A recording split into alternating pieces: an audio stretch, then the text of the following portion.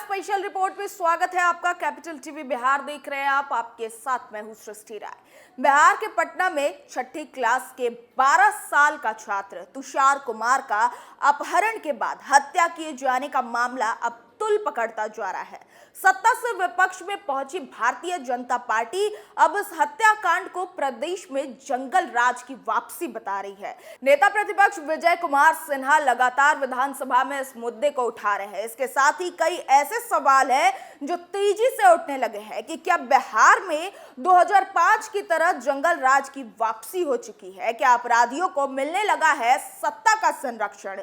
क्या सत्ता संरक्षण प्राप्त अपराधी अब खुलकर करने लगे हैं फिरौती के लिए अपहरण? क्योंकि बिहार प्रदेश भारतीय जनता पार्टी की ओर से यही आरोप नीतीश के नेतृत्व में चलने वाले बिहार के महागठबंधन सरकार पर लगाया जा रहा है। इस रिपोर्ट में हम उन सभी के जवाब देंगे जो इस वक्त सभी के मन में चल रहे हैं। फिर जंगल राज से दहल रहा बिहार।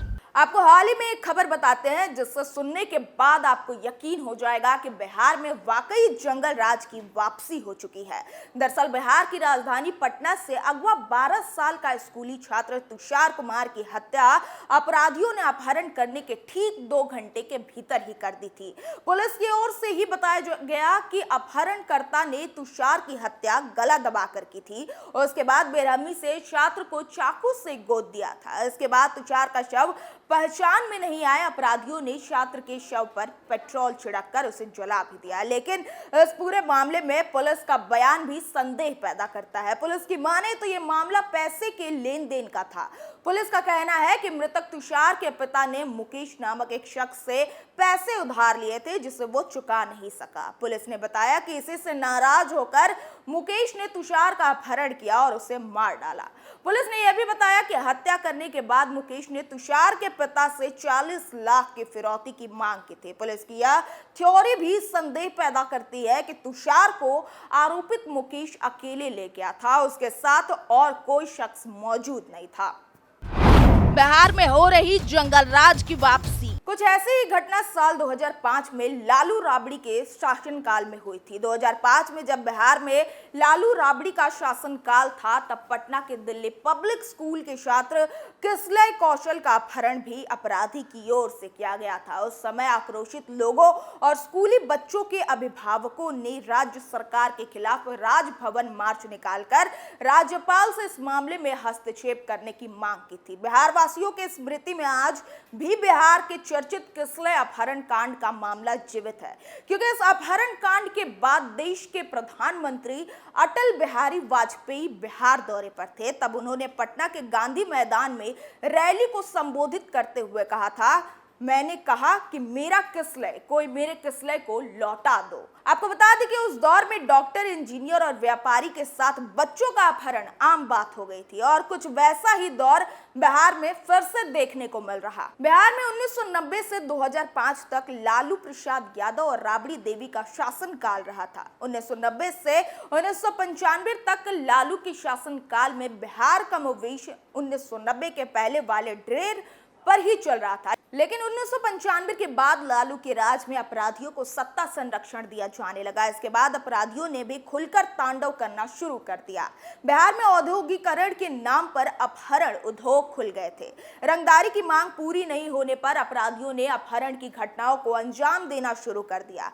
उस वक्त भी पुलिस की थ्योरी तुषार अपहरण कांड की तरह ही हुआ करती थी। जनवरी 2005 में किसलय अपहरण कांड के बाद तत्कालीन प्रधानमंत्री अटल बिहारी वाजपेयी ने जब इस मामले पर अपनी चिंता जाहिर की, उसके बाद ही बिहार की जनता ने सत्ता परिवर्तन करने का मन बना लिया था। इस घटना के बाद जब नवंबर 2005 में विधानसभा के चुनाव हुए थे, उत्तर राष्ट्रीय जनता दल को करारी हार का सामना करना पड़ा था और बिहार में बीजेपी जेडीयू गठबंधन की सरकार बनी थी।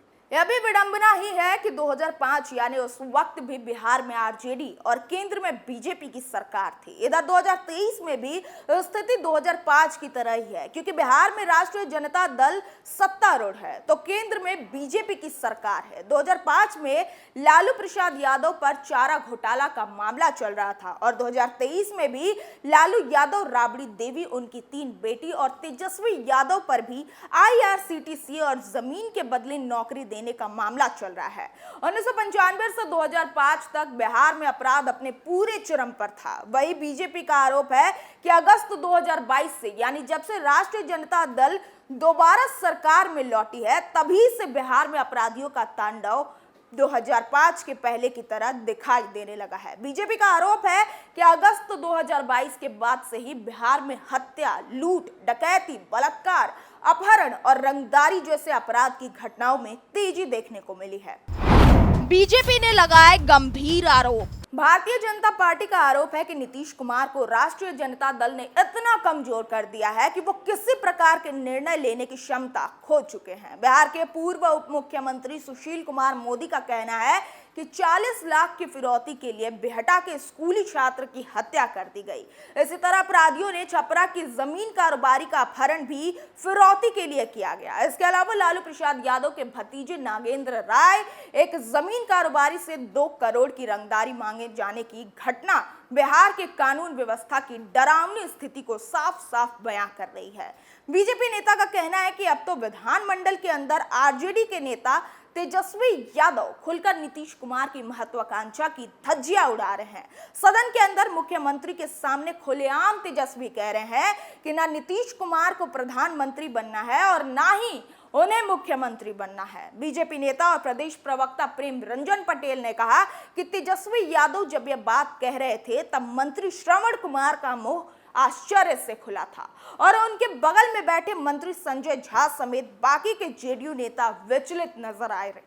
लेकिन नीतीश कुमार की हिम्मत नहीं हुई थी कि वो तेजस्वी यादव की बात को काट सके या कोई उन्हें जवाब दे सके। आपको बता दें कि 2005 में किसलय अपहरण कांड के बाद तत्कालीन प्रधानमंत्री अटल बिहारी वाजपेयी ने पटना के गांधी मैदान में राष्ट्रीय जनता दल के खिलाफ अपनी बातें कही थी। वही 2015 और 2020 के विधानसभा चुनाव में प्रधानमंत्री नरेंद्र मोदी ने भी लालू प्रसाद यादव की पार्टी राष्ट्रीय जनता दल को नया नाम दिया था। पीएम मोदी ने कहा था आरजेडी का मतलब रोजाना जंगल राज का डर। प्रधानमंत्री नरेंद्र मोदी ने साफ तौर पर कहा था कि बिहार में अगर दोबारा लालू की सरकार बनती है तो यहां जंगल राज हमेशा के लिए स्थापित हो जाएगा। क्या बिहार में बढ़ता अपराध ही बनेगा सत्ता परिवर्तन का कारण? इसमें कोई शक नहीं कि हाल के दिनों में बिहार में अप्रत्याशित ढंग से अपराध की घटनाओं में वृद्धि देखने को मिल रही है।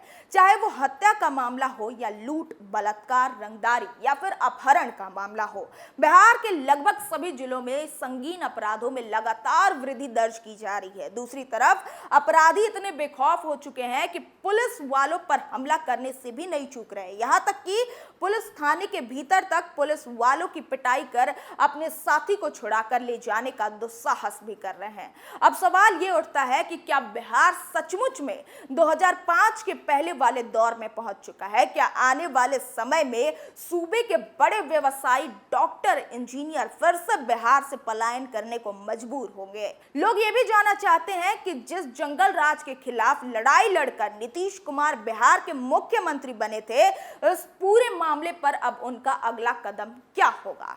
स्पेशल रिपोर्ट में बस इतना ही। फिर पेश होंगे किसी नए मुद्दे के साथ। तब तक के लिए देखते रहिए कैपिटल टीवी बिहार। नमस्कार।